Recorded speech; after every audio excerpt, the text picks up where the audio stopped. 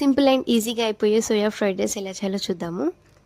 And ముందుగా hot వాటర్లో soya వేసి 10 మినిట్స్ పక్కన పెట్టుకోవాలి. 10 మినిట్స్ తర్వాత అందులో ఉన్న వాటర్ అంతా తీసేసుకోవాలి. అండ్ అలా తీసుకున్న సోయాలో ఉప్పు, కారం, పసుపు, ధనియా పౌడర్, అల్లం వెల్లుల్లి పేస్ట్ అండ్ నేను ఇక్కడ మైదా తీసుకున్నా. మీరు కావాలనుకుంటే కార్న్ఫ్లోర్ కూడా తీసుకోవచ్చు.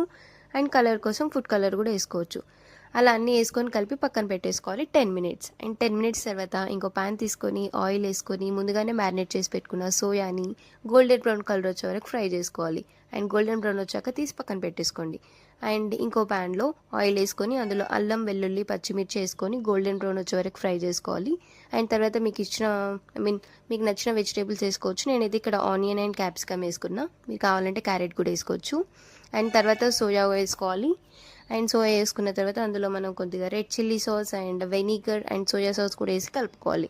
అలా కలుపుకున్న తర్వాత ముందుగానే ప్రిపేర్ చేసి పెట్టుకున్న అన్నం అండ్ మిరియాల పౌడర్ అండ్ కొత్తిమీర అండ్ టేస్ట్కి సరిపడా సాల్ట్ కూడా వేసేసుకొని కలుపుకోవాలి. స్పైసెస్ అన్నీ అన్నంకి పట్టుకునే వరకు కలిపేసుకొని సర్వ్ చేసుకొని తినేసేయడమే.